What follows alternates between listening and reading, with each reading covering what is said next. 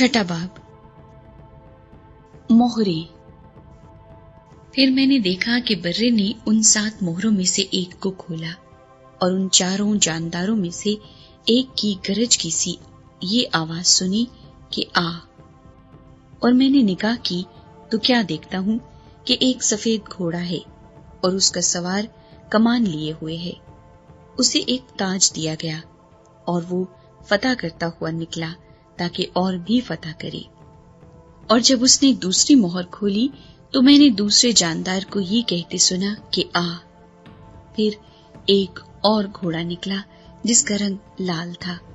उसके सवार को ये इख्तियार दिया गया कि जमीन पर से सुलह उठा ले ताकि लोग एक दूसरे को कत्ल करें, और उसे एक बड़ी तलवार दी गई।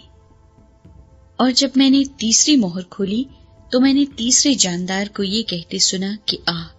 और मैंने निगाह की तो क्या देखता हूं कि एक काला घोड़ा है और उसके सवार के हाथ में एक तराजू है। और मैंने गोया उन 4 जानदारों के बीच में से ये आवाज आती सुनी कि गेहूं दीनार के सेर भर और जौ दीनार के 3 सेर और तेल और मै का नुकसान ना कर। और जब उसने चौथी मोहर खोली तो मैंने चौथे जानदार को ये कहते सुना कि आ। और मैंने निगाह की तो क्या देखता हूं कि एक जर्द सा घोड़ा है और उसके सवार का नाम मौत है, और आलमी अरवा उसके पीछे पीछे है। और इनको चौथाई जमीन पर यह इख्तियार दिया गया कि तलवार और काल और वबा और जमीन के दरिंदों से लोगों को हलाक करे। और जब उसने 5वीं मोहर खोली तो मैंने कुर्बानगाह के नीचे उनकी रूहें देखी जो खुदा के कलाम के सबब से और गवाही पर कायम रहने के बाइस मारे गए थे। और वो बड़ी आवाज से चिल्ला कर बोली कि ऐ मालिक, ऐ कदूस व बरहक, तू कब तक इंसाफ ना करेगा और जमीन के रहने वालों से हमारे खून का बदला ना लेगा।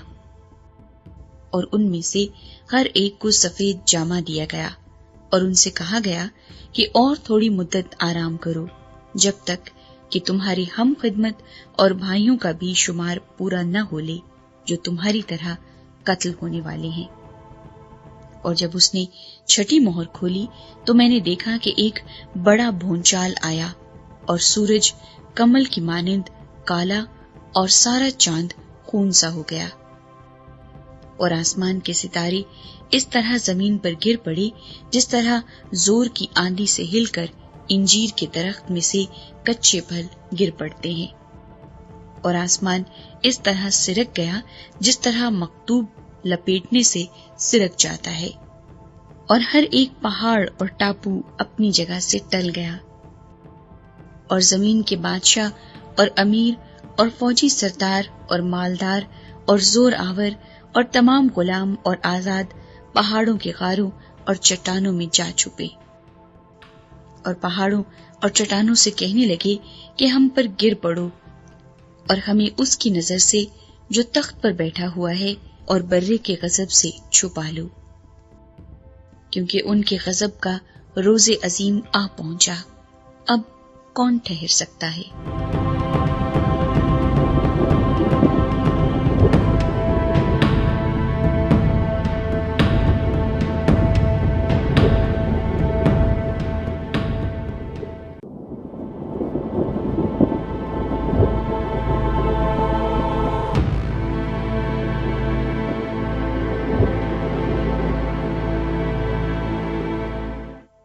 पांचवां बाब, तुमार और बर्रा। और जो तख्त पर बैठा था मैंने उसके दाहिने हाथ में एक किताब देखी जो अंदर से और बाहर से लिखी हुई थी, और उसे 7 मोहरें लगाकर बंद किया गया था। फिर मैंने एक जोरावर फरिश्ते को बुलंद आवाज से ये मुनादी करते देखा कि कौन इस किताब को खोलने और उसकी मोहरें तोड़ने के लायक है।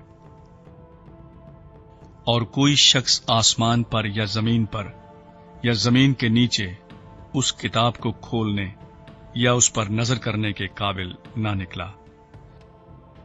और मैं इस बात पर जार जार रोने लगा कि कोई उस किताब को खोलने या उस पर नजर करने के लायक ना निकला।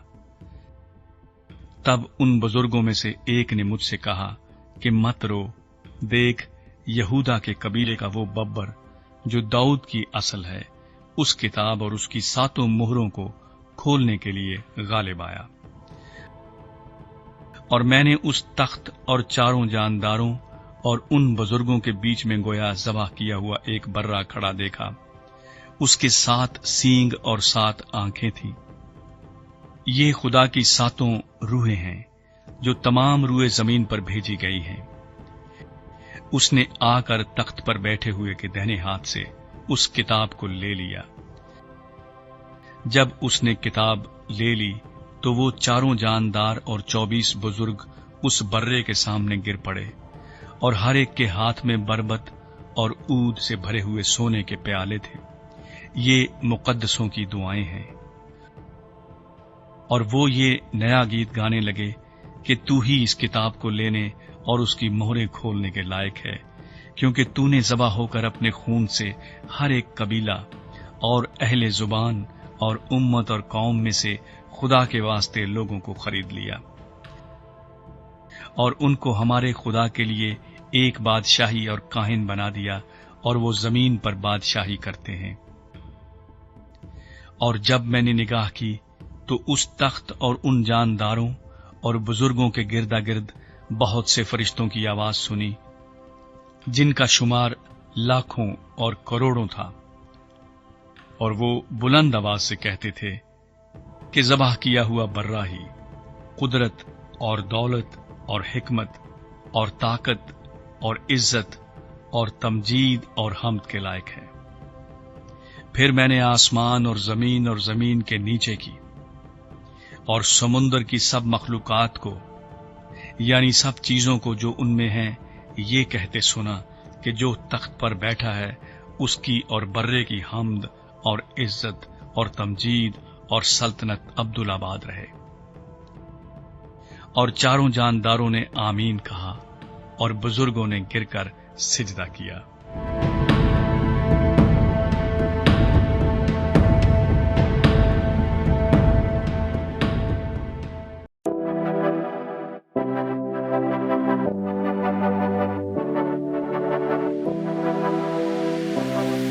मुबारक हैं वो जो दिल के गरीब हैं, क्योंकि आसमान की बादशाही उन्हीं की है। मुबारक हैं वो जो गमगीन हैं, क्योंकि वो तसल्ली पाएंगे। मुबारक हैं वो जो हलीम हैं, क्योंकि वो जमीन के वारिस होंगे। मुबारक हैं वो जो रास्तबाजी के भूखे और प्यासे हैं, क्योंकि वो आसूदा होंगे। मुबारक हैं वो जो रहम दिल हैं, क्योंकि उन पर रहम किया जाएगा। मुबारक हैं वो जो पाक दिल हैं, क्योंकि वो खुदा को देखेंगे। मुबारक हैं वो जो सुलह कराते हैं, क्योंकि वो खुदा के बेटे कहलाएंगे। मुबारक हैं वो जो रास्तबाजी के सबब से सताए गए हैं, क्योंकि आसमान की बादशाही उन्हीं की है। जब मेरे सबब से लोग तुमको लान तान करेंगे और सताएंगे और हर तरह की बुरी बातें तुम्हारे निस्बत नाहक कहेंगे, तो तुम मुबारक होगे। खुशी करना और नहायत शादमान होना, क्योंकि आसमान पर तुम्हारा अजर बड़ा है, इसलिए कि लोगों ने उन नबियों को भी जो तुमसे पहले थे इसी तरह सताया था।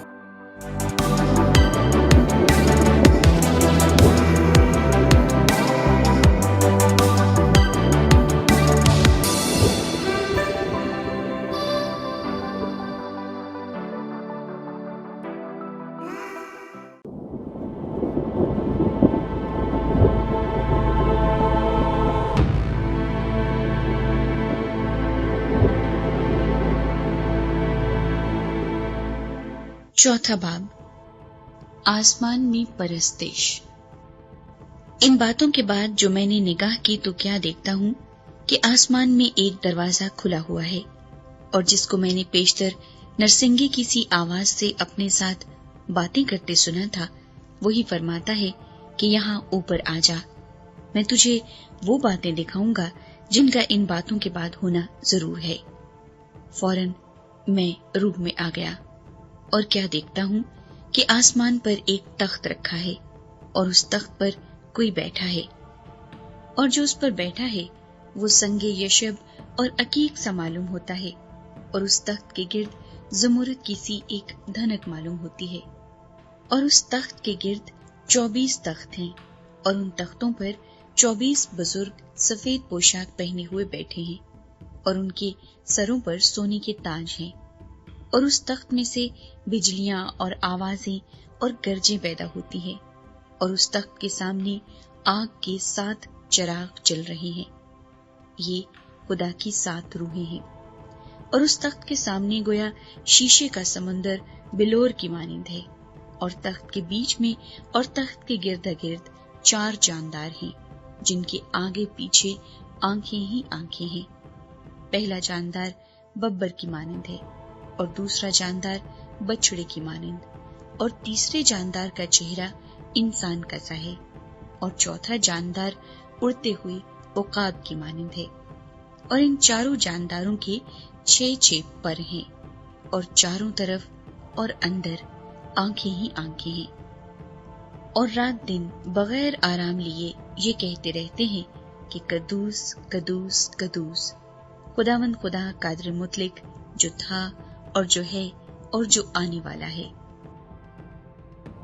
और जब वो जानदार उसकी तमजीद और इज्जत और शुक्रगुजारी करेंगे जो तख्त पर बैठा है और अब्दुल्लाबाद जिंदा रहेगा, तो वो 24 बुजुर्ग उसके सामने जो तख्त पर बैठा है गिर पड़ेंगे और उसको सिजदा करेंगे जो अब्दुल्लाबाद जिंदा रहेगा, और अपने ताज ये कहते हुए उस तख्त के सामने डाल देंगे कि ऐ हमारे खुदावंद और खुदा, तू ही तमजीद और इज्जत और कुदरत के लायक है, क्योंकि तू ही ने सब चीजें पैदा की और वो तेरी ही मर्जी से थी और पैदा हुई।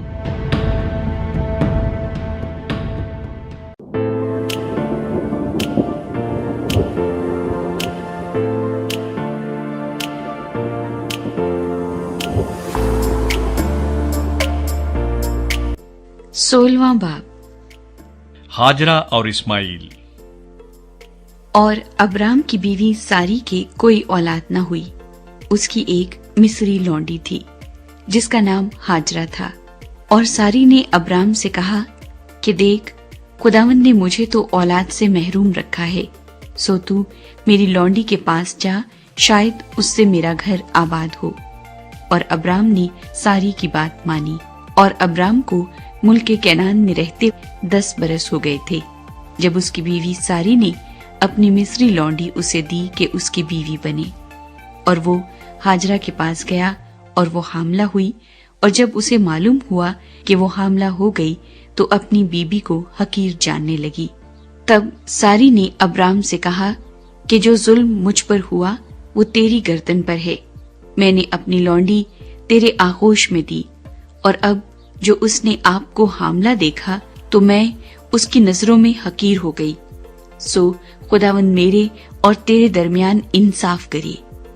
अब्राम ने सारी से कहा कि तेरी लौंडी तेरे हाथ में है, जो तुझे भला दिखाई दे सो उसके साथ कर। तब सारी उस पर सख्ती करने लगी और वो उसके पास से भाग गई। और वो खुदावंद के फरिश्ते को बियाबान में पानी के एक चश्मे के पास मिली। ये वही चश्मा है जो शोर की राह पर है। और उसने कहा, ऐ सारी की लौंडी हाजरा, तू कहाँ से आई और किधर जाती है? उसने कहा कि मैं अपनी बीबी सारी के पास से भाग आई हूँ। खुदावंद के फरिश्ते ने उससे कहा कि तू अपनी बीबी के पास लौट जा और अपने को उसके कब्जे में कर दे। और खुदावंद के फरिश्ते ने उससे कहा कि मैं तेरी औलाद को बहुत बढ़ाऊंगा, यहाँ तक कि कसरत के सबब से उसका शुमार न हो सकेगा। اور خداوند کے فرشتے نے اس سے کہا کہ تو حاملہ ہے اور تیرے بیٹا ہوگا، اس کا نام اسماعیل رکھنا، اس لیے کہ خداوند نے تیرا دکھ سن لیا۔ وہ گورخر کی طرح آزاد مرد ہوگا، اس کا ہاتھ سب کے خلاف اور سب کے ہاتھ اس کے خلاف ہوں گے، اور وہ اپنے سب بھائیوں کے سامنے بسا رہے گا۔ اور ہاجرہ نے خداوند کا جس نے اس سے باتیں کی عطائل روئی نام رکھا، یعنی اے خدا تو بصیر ہے، کیونکہ اس نے کہا کیا میں نے یہاں بھی اپنے دیکھنے والے کو جاتے ہوئے دیکھا؟ اسی سبب سے اس کنویں کا نام بیر لہی روئی پڑ گیا۔ وہ قادس اور برد کے درمیان ہے۔ اور ابرام سے ہاجرہ کے ایک بیٹا ہوا، اور ابرام نے اپنے اس بیٹے کا نام جو ہاجرہ سے پیدا ہوا اسماعیل رکھا۔ اور جب ابرام سے ہاجرہ کے اسماعیل پیدا ہوا تب ابرام 86 برس کا تھا۔ اب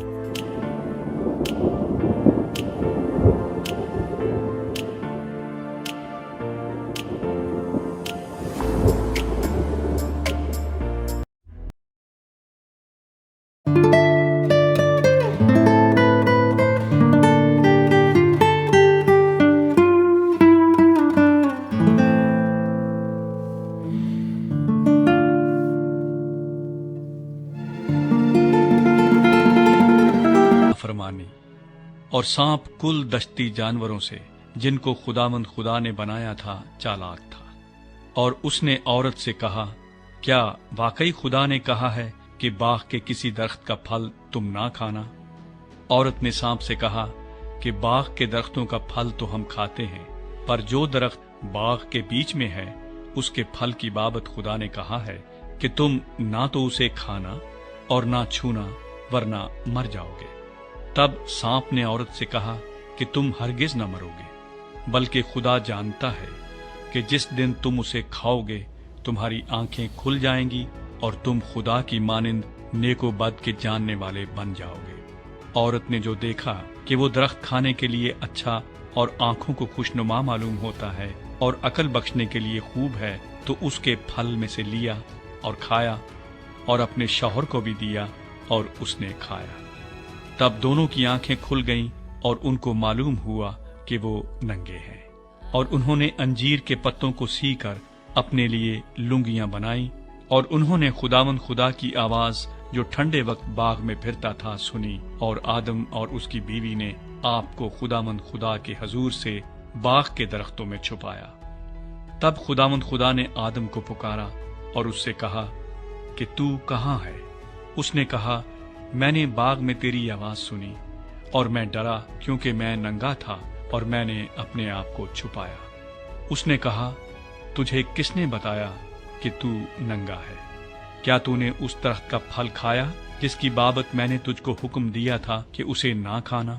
آدم نے کہا کہ جس عورت کو تو نے میرے ساتھ کیا ہے اس نے مجھے اس درخت کا پھل دیا اور میں نے کھایا۔ تب خداوند خدا نے عورت سے کہا کہ تو نے یہ کیا کیا؟ عورت نے کہا کہ سانپ نے مجھ کو بہکایا تو میں نے کھایا۔ خدا سزا سناتا ہے۔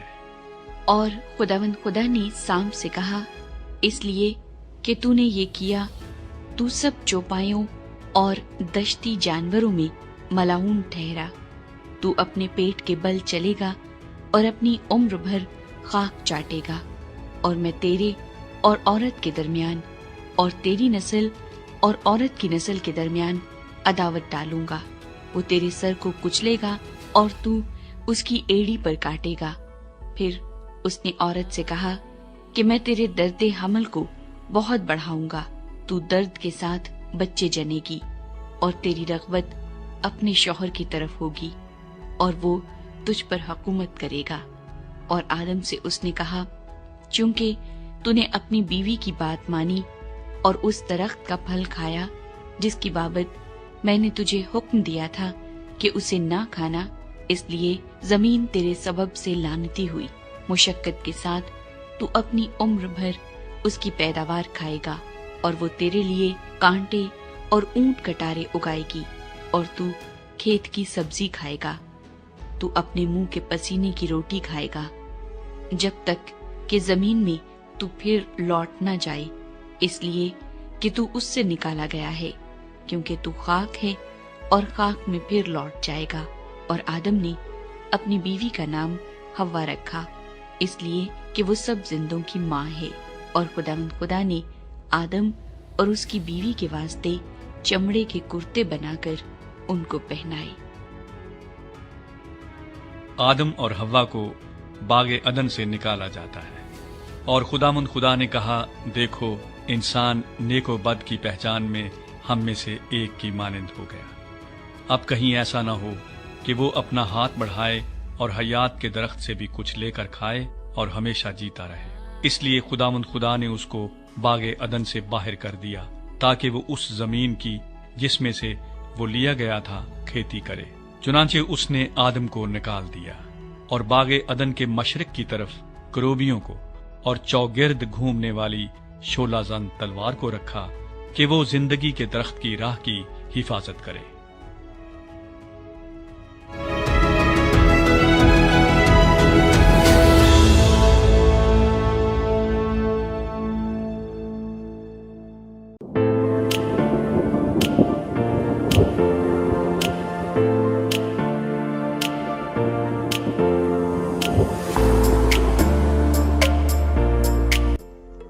تیسرا باب، سردیس کی کلیسیا کو پیغام۔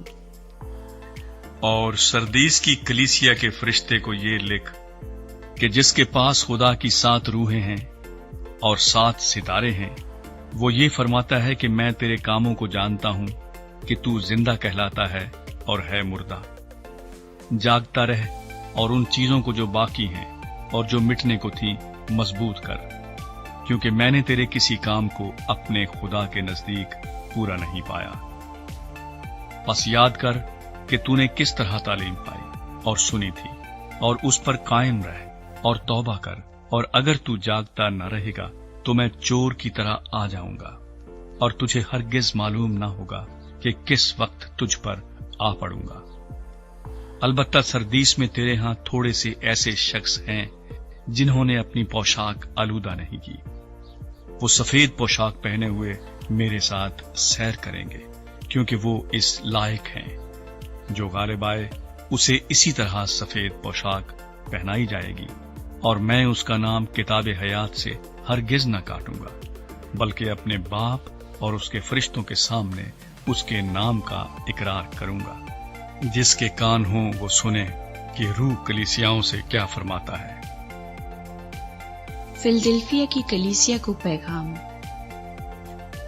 اور فلدلفیا کے کلیسیا کے فرشتے کو یہ لکھ کہ جو قدوس اور برحق ہے اور داؤد کی کنجی رکھتا ہے، جس کے کھولے ہوئے کو کوئی بند نہیں کرتا اور بند کیے ہوئے کو کوئی کھولتا نہیں، وہ یہ فرماتا ہے کہ میں تیرے کاموں کو جانتا ہوں۔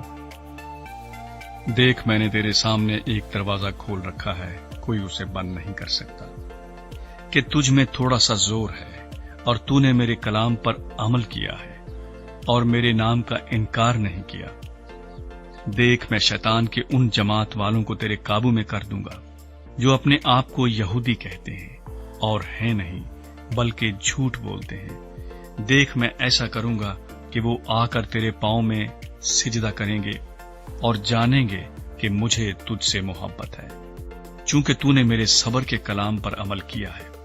اس لیے میں بھی آزمائش کے اس وقت تیری حفاظت کروں گا جو زمین کے رہنے والوں کے آزمانے کے لیے تمام دنیا پر آنے والا ہے۔ میں جلد آنے والا ہوں، جو کچھ تیرے پاس ہے اسے تھامے رہ، تاکہ کوئی تیرا تاج نہ چھین لے۔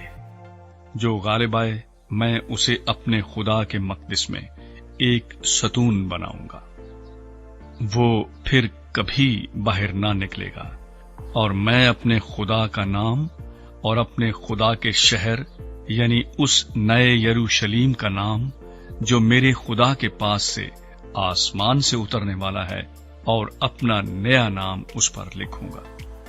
جس کے کان ہوں وہ سنے کہ روح کلیسیاؤں سے کیا فرماتا ہے۔ لودیکیا کی کلیسیا کو پیغام۔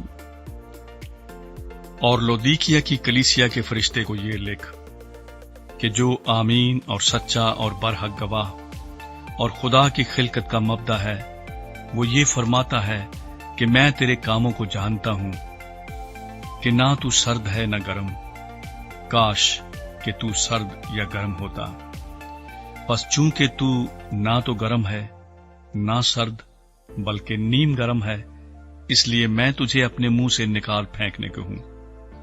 اور چونکہ تو کہتا ہے کہ میں دولت مند ہوں اور مالدار بن گیا ہوں اور کسی چیز کا محتاج نہیں، اور یہ نہیں جانتا کہ تو کم بخت اور خوار اور غریب اور اندھا اور ننگا ہے، اس لیے میں تجھے صلاح دیتا ہوں کہ مجھ سے آگ میں تپایا ہوا سونا خرید لے تاکہ دولت مند ہو جائے، اور سفید پوشاک لے تاکہ تو اسے پہن کر ننگے پن کے ظاہر ہونے کی شرمندگی نہ اٹھائے، اور آنکھوں میں لگانے کے لیے سرما لے تاکہ تو بینا ہو جائے۔ میں جن جن کو عزیز رکھتا ہوں ان سب کو ملامت اور تنبیہ کرتا ہوں، پس سرگرم ہو اور توبہ کر۔ دیکھ میں دروازے پر کھڑا ہوا کھٹکھٹاتا ہوں، اگر کوئی میری آواز سن کر دروازہ کھولے گا تو میں اس کے پاس اندر جا کر اس کے ساتھ کھانا کھاؤں گا اور وہ میرے ساتھ۔ جو غالب آئے میں اسے اپنے ساتھ اپنے تخت پر بٹھاؤں گا، جس طرح میں غالب آ کر اپنے باپ کے ساتھ اس کے تخت پر بیٹھ گیا۔ جس کے کان ہوں وہ سنے کہ روح کلیسیاؤں سے کیا فرماتا ہے۔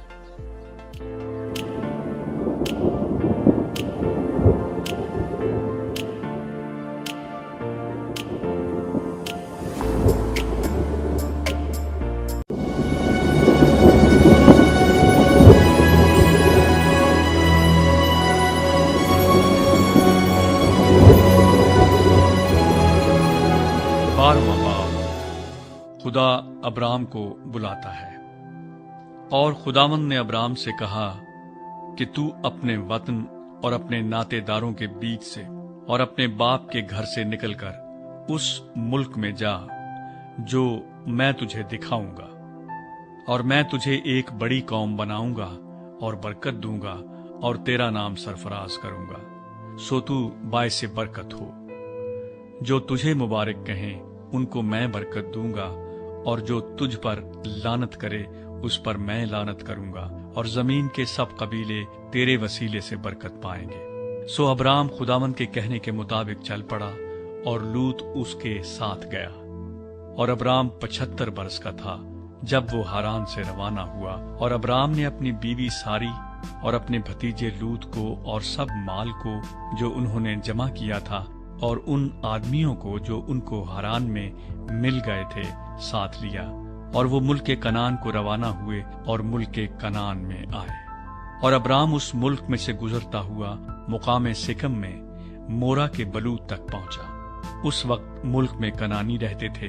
تب خداوند نے ابرام کو دکھائی دے کر کہا کہ یہی ملک میں تیری نسل کو دوں گا، اور اس نے وہاں خداوند کے لیے جو اسے دکھائی دیا تھا ایک قربان گاہ بنائی، اور وہاں سے کوچ کر کے اس پہاڑ کی طرف گیا جو بیت ایل کے مشرق میں ہے، اور اپنا ڈیرا ایسے لگایا کہ بیت ایل مغرب میں اور ای مشرق میں پڑا، اور وہاں اس نے خداوند کے لیے ایک قربان گاہ بنائی اور خداوند سے دعا کی، اور ابرام سفر کرتا کرتا جنوب کی طرف بڑھ گیا۔ ابرام مصر میں۔ اور اس ملک میں کال پڑا، اور ابرام مصر کو گیا کہ وہاں ٹکا رہے، کیونکہ ملک میں سخت کال تھا۔ اور ایسا ہوا کہ جب وہ مصر میں داخل ہونے کو تھا تو اس نے اپنی بیوی ساری سے کہا کہ دیکھ، میں جانتا ہوں کہ تو دیکھنے میں خوبصورت عورت ہے، اور یوں ہوگا کہ مصری تجھے دیکھ کر کہیں گے یہ اس کی بیوی ہے، سو وہ مجھے تو مار ڈالیں گے مگر تجھے زندہ رکھ لیں گے، سو تو یہ کہہ دینا کہ میں اس کی بہن ہوں، تاکہ تیرے سبب سے میری خیر ہو اور میری جان تیری بدولت بچی رہے۔ اور یوں ہوا کہ جب ابرام مصر میں آیا تو مصریوں نے اس عورت کو دیکھا کہ وہ نہایت خوبصورت ہے، اور فرعون کے امرا نے اسے دیکھ کر فرعون کے حضور میں اس کی تعریف کی، اور وہ عورت فرعون کے گھر میں پہنچائی گئی، اور اس نے اس کی خاطر ابرام پر احسان کیا، اور بھیڑ بکریاں اور گائے بیل اور گدھے اور غلام اور لونڈیاں اور گدھیاں اور اونٹ اس کے پاس ہو گئے۔ پر خداوند نے فرعون اور اس کے خاندان پر ابرام کی بیوی ساری کے سبب سے بڑی بڑی بلائیں نازل کی۔ تب فرعون نے ابرام کو بلا کر اس سے کہا کہ تو نے مجھ سے یہ کیا کیا؟ تو نے مجھے کیوں نہ بتایا کہ یہ تیری بیوی ہے؟ تو نے یہ کیوں کہا کہ وہ میری بہن ہے؟ اسی لیے میں نے اسے لیا کہ وہ میری بیوی بنے۔ سو دیکھ، تیری بیوی حاضر ہے، اس کو لے اور چلا جا۔ اور فرعون نے اس کے حق میں اپنے آدمیوں کو ہدایت کی، اور انہوں نے اسے اور اس کی بیوی کو اس کے سب مال کے ساتھ روانہ کر دیا۔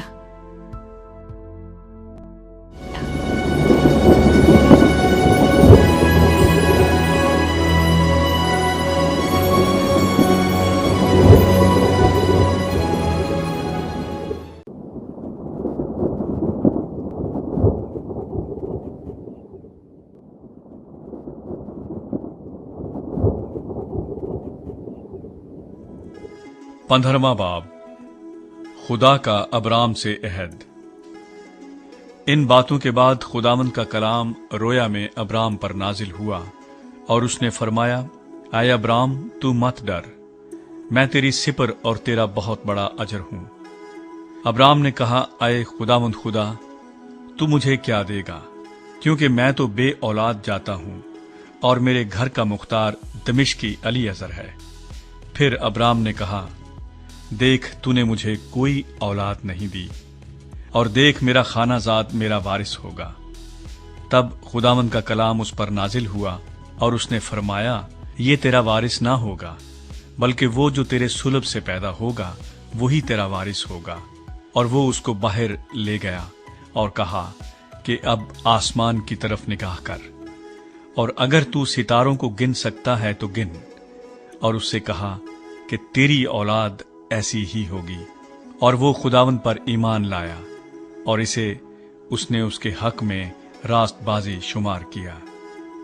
और उसने उससे कहा कि मैं खुदावंद हूं जो तुझे कश्तियों के ऊर से निकाल लाया कि तुझको ये मुल्क मिरास में दूं।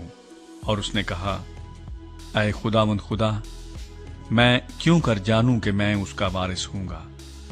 उसने उससे कहा कि मेरे लिए 3 बरस की एक बछिया, और 3 बरस की एक बकरी, और 3 बरस का एक मेंढा, और एक कुमरी, और एक कबूतर का बच्चा ले।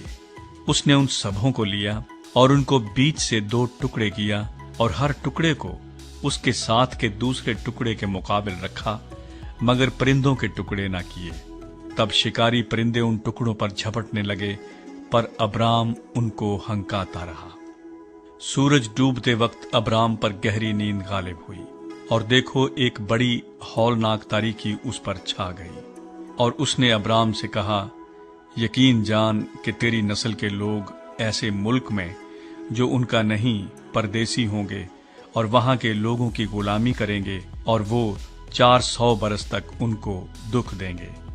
लेकिन मैं उस कौम की अदालत करूंगा जिसकी वो गुलामी करेंगे, और बाद में वो बड़ी दौलत लेकर वहां से निकल आएंगे, और तू सही सलामत अपने बाप दादा से जा मिलेगा, और नहायत पीरी में दफन होगा। और वो 4थी पुश्त में यहाँ लौट आएंगे, क्योंकि अमूरियों के गुनाह अब तक पूरे नहीं हुए। और जब सूरज डूबा और अंधेरा छा गया, तो एक तनूर जिसमें से धुआं उठता था दिखाई दिया, और एक जलती मशल उन टुकड़ों के बीच में से होकर गुजरी। उसी रोज खुदावंद ने अबराम से अहद किया और फरमाया कि ये मुल्क दरियाए मिस्र से लेकर उस बड़े दरिया यानी दरियाए फरात तक, कीनियों और कनीजियों और कदमूनियों और हित्तियों और फेरजियों और रफाइम और अमूरियों और कनानियों और जरजासियों और यबूसियों समेत मैंने तेरी औलाद को दिया।